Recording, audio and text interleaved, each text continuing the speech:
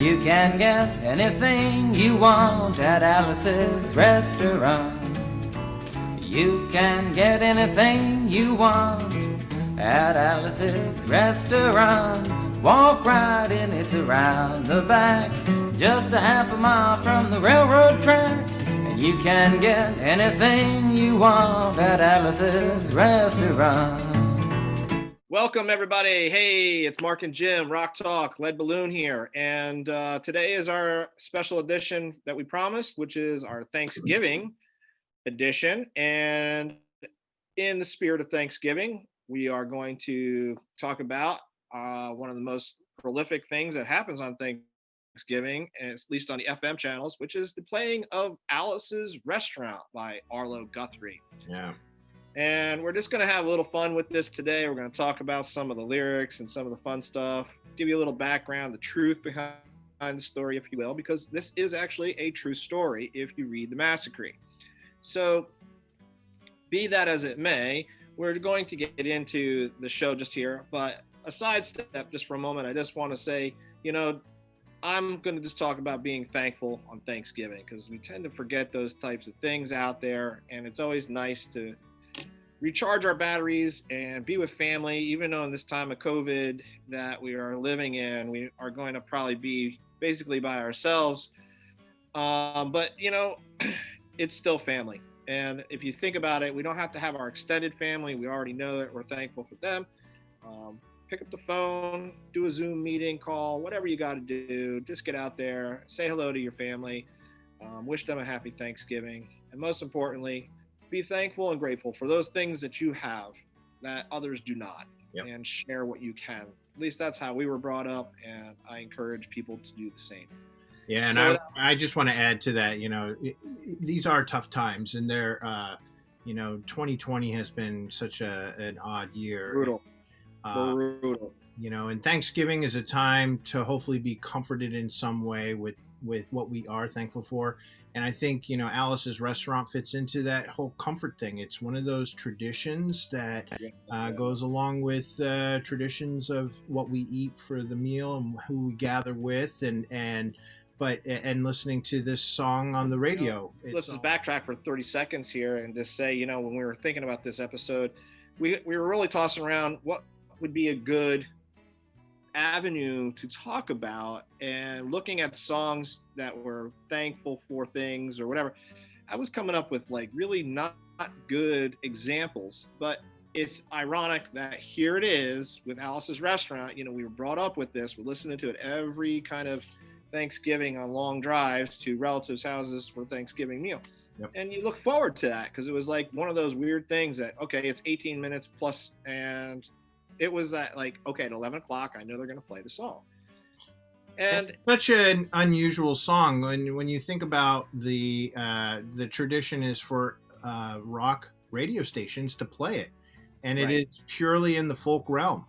It is a folk song. It is a protest song.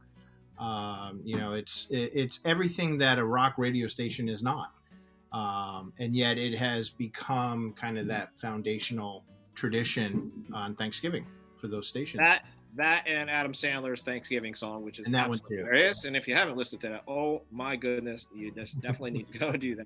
we even toyed about talking about it today. That might be next year's episode. Who knows? So. Who knows? You never know. Whatever we're going to do here.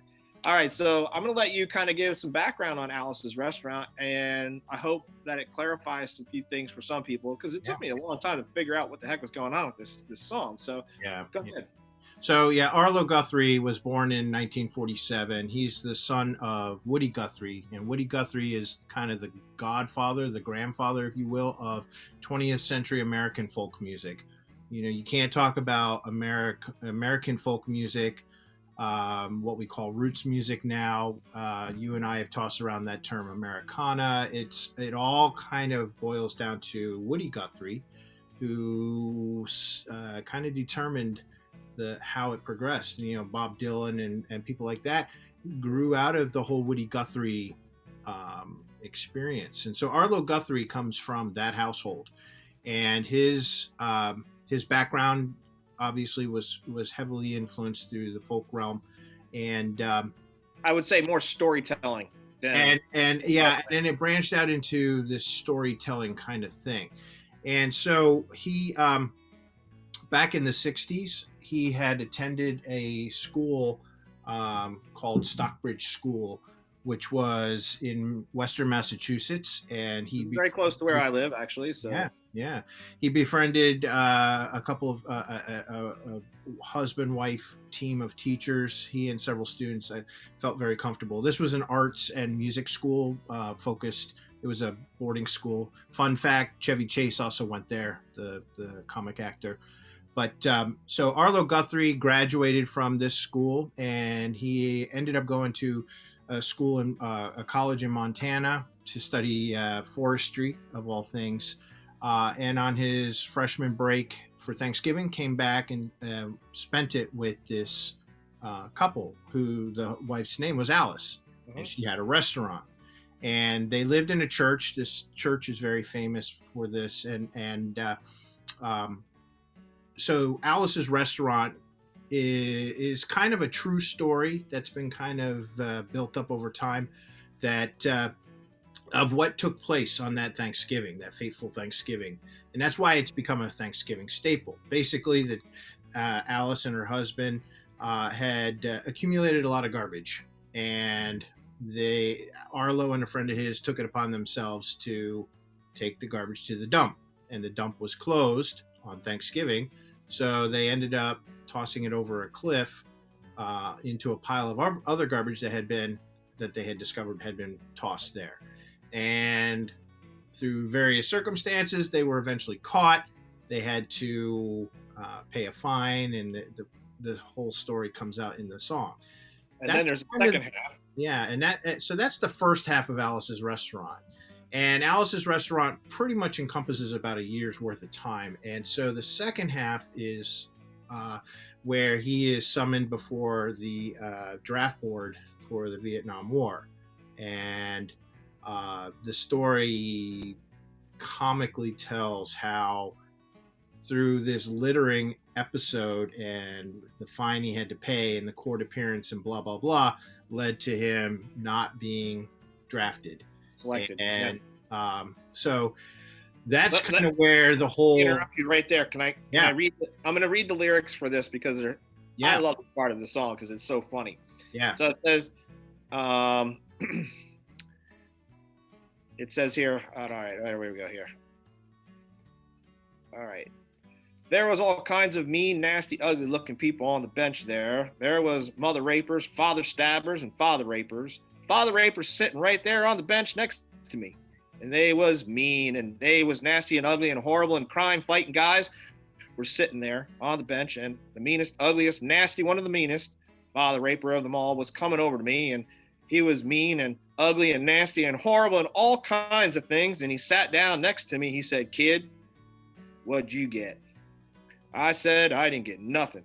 I had to pay $50 and pick up the garbage." He said, "What were you arrested for, kid?" And I said, "Littering." And they all moved away from me on the bench there, and their hairy eyeball and all kinds of mean, nasty things till I said, "And creating a nuisance." And they all came back, shook my hand, and we had a great time on the bench talking about crime, mother stabbing, father raping, all kinds of groovy things that was talking about on the bench, and everything was fine. And so that was like one of my favorite parts of the whole song. Where do you come up with that lyrical sense of description? And I think that's what is so really classic about this particular song. So that's my take. And before we get even further into the song, let me just say that the song is a talking blues song. So it is not a traditionally sung song. He has an opening chorus, if you will, and he closes the song on the same chorus. But the rest of it is storytelling. And he actually got the idea to do storytelling by listening to the long monologues that Bill Cosby was doing. And there was another one, and I don't have it in front of me. But so it was not. He was drawing on traditions of some of these comics and so forth that were doing long monologue type storytelling, and And so he developed the first part of Alice's Restaurant.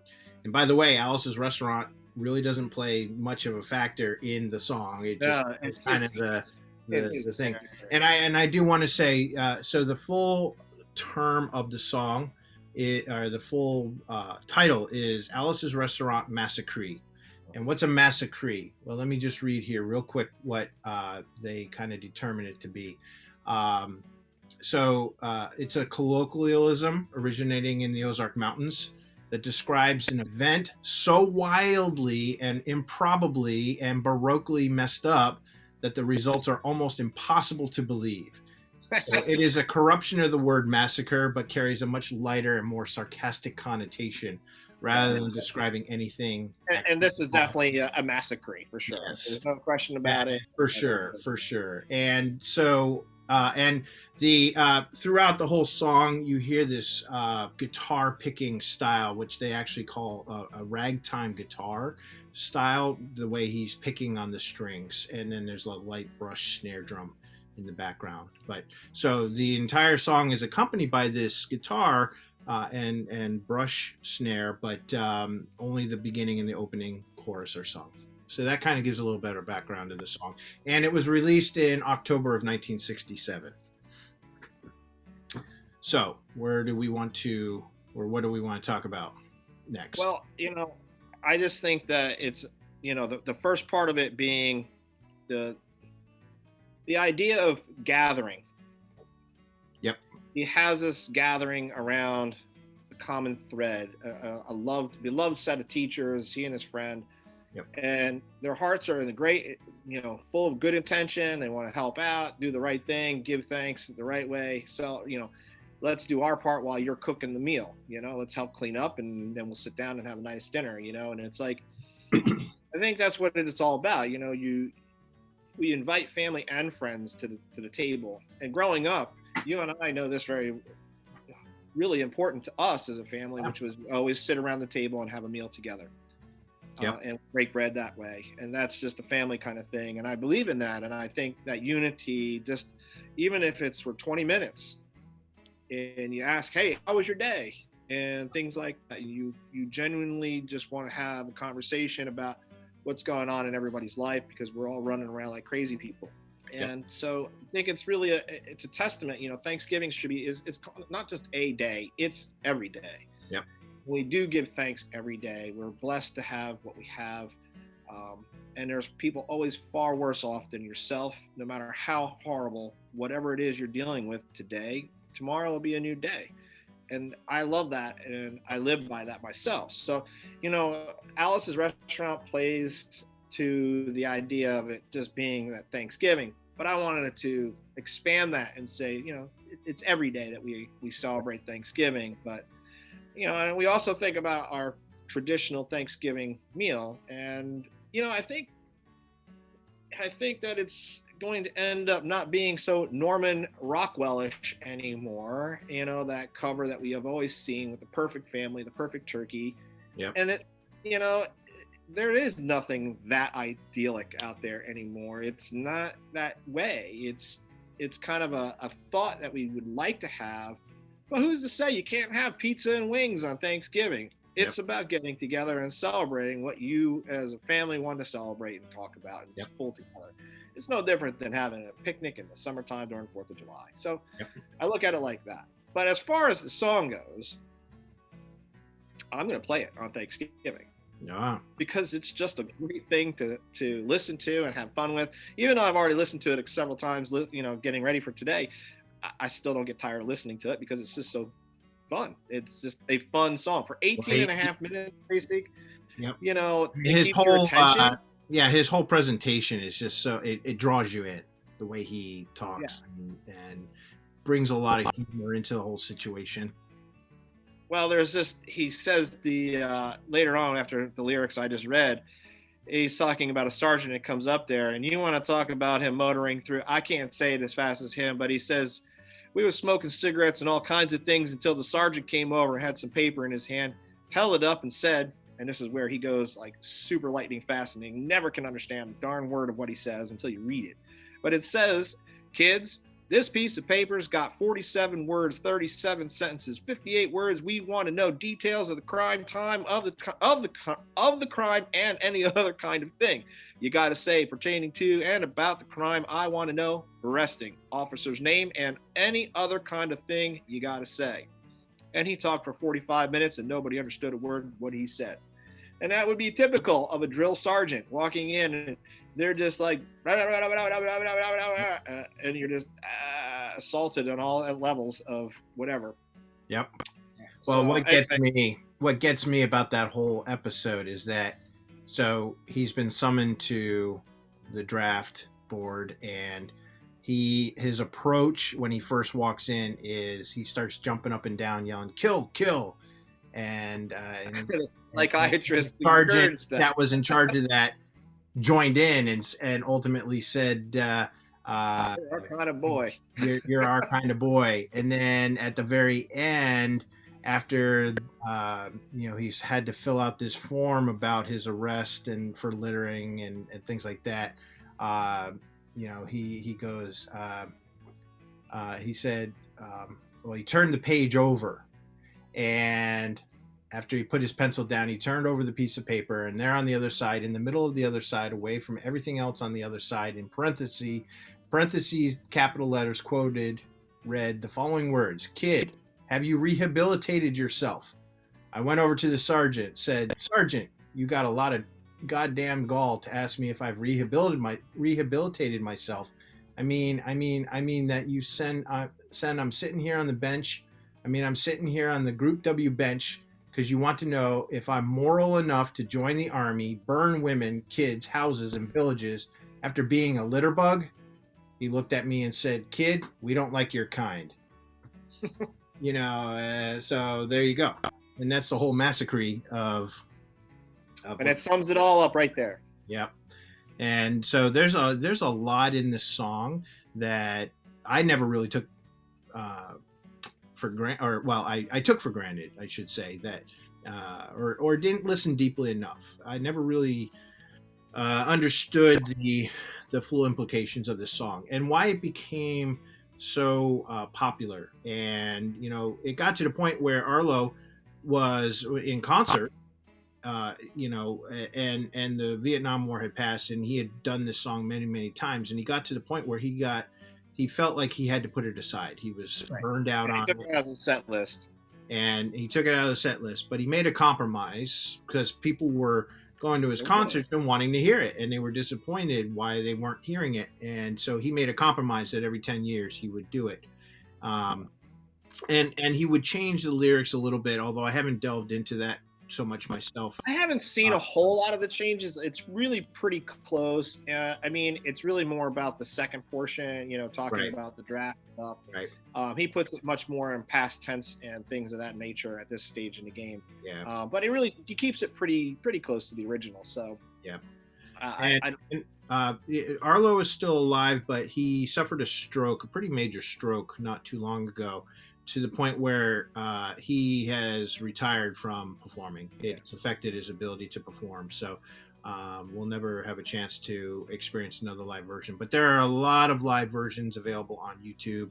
I'll link one in the description. So I'll link one in the description so that you can access it. But and it's certainly available. It actually came out on his very first album, and that's readily available on Spotify. It's called House's Restaurant too, so yeah. Can't miss it. I just want to conclude here by saying, I was listening to the original recording, and then I listened to a 2019 recording. It was last hurrahs. So close to the end of his time. And it's interesting to listen to him sing it now than it was original. And that's all I'm going to say. I think if you can handle 2 times in one day, check that out. Listen to the original first, and then listen to a much later version, and just kind of do a comparison to see how it is. I think obviously his picking skills have definitely increased, and he's a phenomenal player on the guitar. Just don't not overlook that either. But I just think it was kind of a neat thing to do a comparison of the original versus something much older. So yeah, certainly. Well, and if I can find a copy of If I can find a copy of that, I'll link that below as well. Yeah, that'd be great. Well, I think that does it for our Thanksgiving episode, and we encourage everybody to check out Alice's Restaurant by Arlo Guthrie. Go to the turkey table, enjoy yourself, enjoy your family, stuff yourself with stuffing and mashed potatoes and everything else. But stay For safe. myself, Stay safe. stay safe. Just watch it, everybody. Yep. On a slightly side note here, I'm just finishing up my quarantine. I was exposed to somebody who had the COVID, and I'm grateful that I didn't get any of the symptoms. I have a couple more days in solitary confinement, if you will, Yeah. but I'm getting over it, and it's just very, very real out there, people. And hopefully soon we'll come and turn the corner on this craziness. But and like we've said, we're school teachers, and you had it in the classroom. I so far have not. So, and I give thanks for the fact that I have not, and I'm always thinking of the person who had it, and I know who it is, and I'm just hoping that they're doing all right. So. Anyway, I am grateful for everything. For being able to here we are, brothers, and we're able to many miles apart be able to do this on a pretty regular basis. So I'm thankful for that. It's pretty fun. Yeah. All right. Well, that's our episode today. We are Lead Balloon Rock Talk. I'm Mark. That's my brother Jim. We hope you enjoyed this episode and many more to come. So everyone, have a happy Thanksgiving. Bye-bye.